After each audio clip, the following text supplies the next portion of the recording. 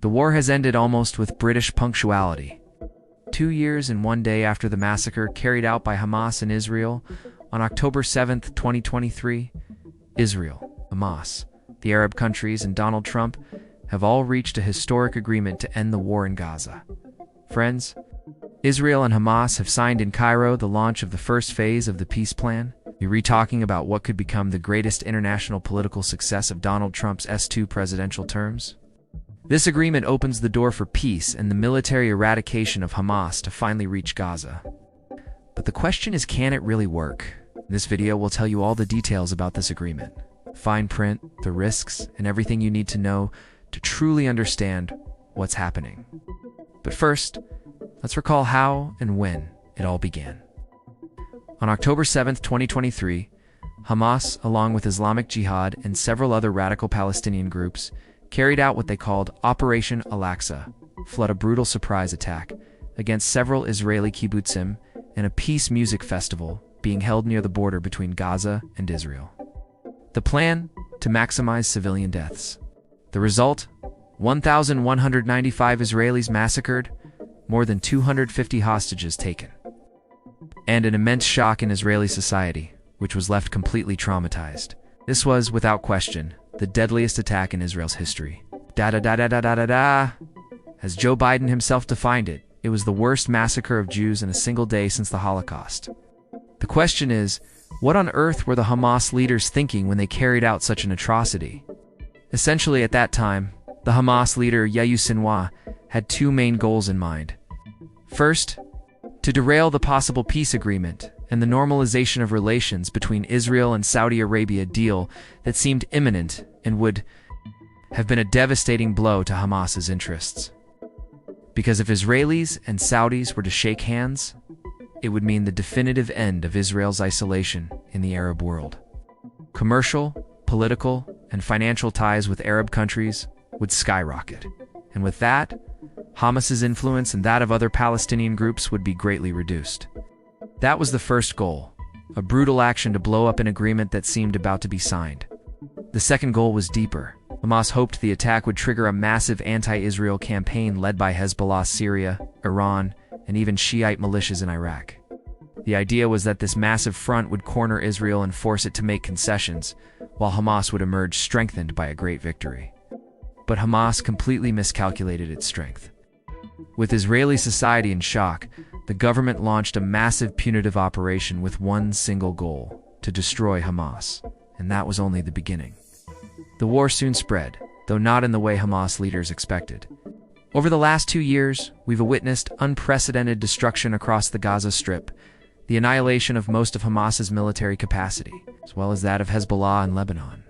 We've seen the fall of Assad's regime in Syria, numerous punitive operations against the Houthis in Yemen, and even, as you surely remember, a 12-day-long Israeli bombardment on strategic and military targets in Iran that decapitated the powerful Revolutionary Guard.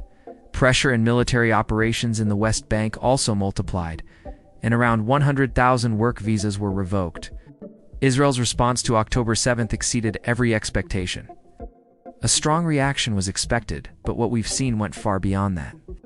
During this time, nearly 2,000 Israelis and over 67,000 Palestinians, according to Gaza's Hamas-controlled health ministry, have died.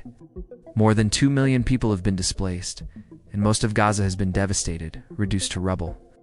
Of the 255 hostages taken by Hamas, 148 were returned alive, and the bodies of 59 murdered hostages were recovered. Of the 48 still held by Hamas and other groups, an estimated 20 remain alive. Now, all of them alive, or dead, must be returned home, as this is the first condition of a peace agreement with an ambitious but difficult goal: ending the war and allowing them. Gaza, a future without Hamas. But what exactly does this agreement include? Let's break it down. The agreement signed in Egypt between Israel and Hamas is not a definitive peace deal. This is crucial to understand because it will determine what happens in the coming days and weeks.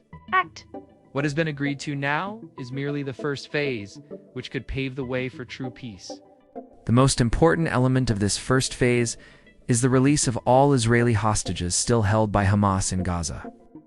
48 people, of whom about 20 are believed to be alive. The plan calls for all living hostages to be released between Saturday, October 11th and Monday, October 13th, and for the remains of the dead to be returned over the following 10 days. In return, Israel has agreed to release about 1,700 Palestinian prisoners, 250 of whom are in maximum security facilities.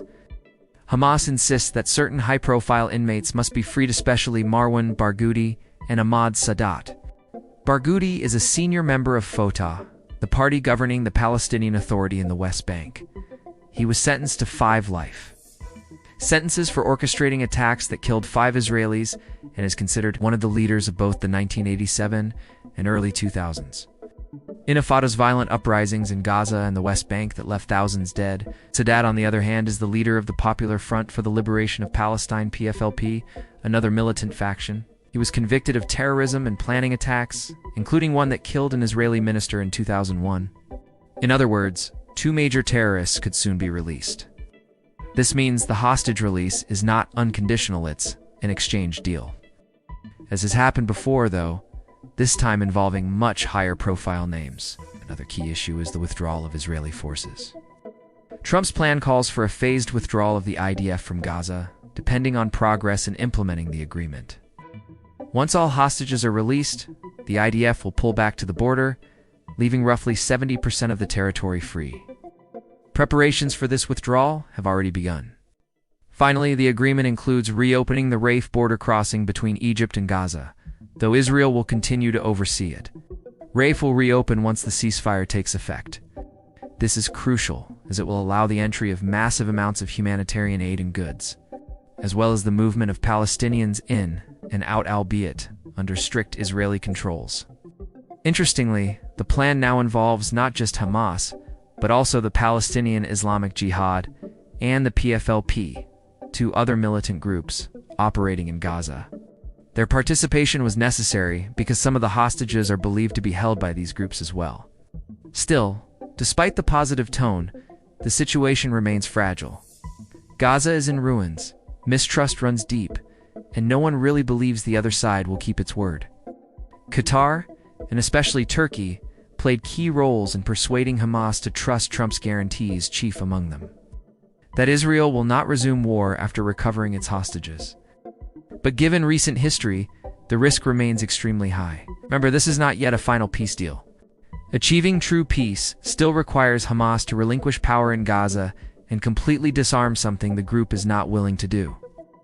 As one senior Hamas official said after the announcement, "We will never accept anyone other than Palestinians controlling Palestinians." In other words, this is just the beginning. Gaza today is almost completely destroyed. According to UN estimates, over 90% of homes have been damaged or destroyed. The Israeli offensive to recover hostages and destroy Hamas has left the territory flattened. Gaza City, the ancient heart of Palestine mentioned even in the book of Genesis, has been reduced to ruins. For years, Hamas ruled Gaza with an iron fist, suppressing dissent and brutally punishing those who dared criticize them. Many Palestinians were imprisoned, tortured, or executed by Hamas's internal security forces.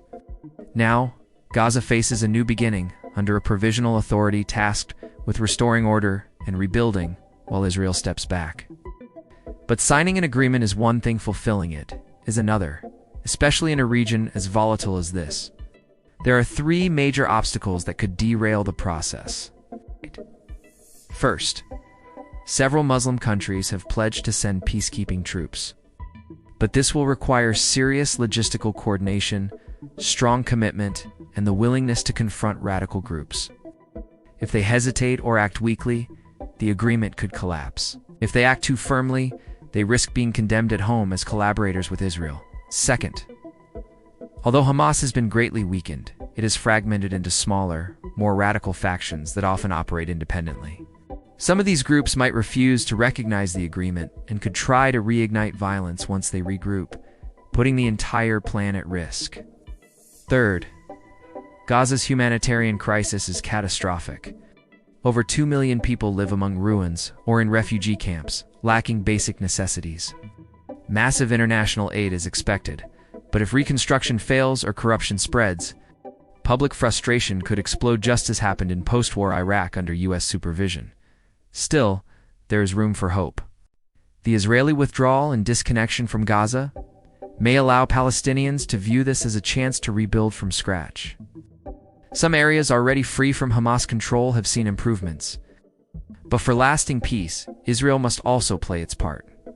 Domestically, Israeli politics are deeply divided.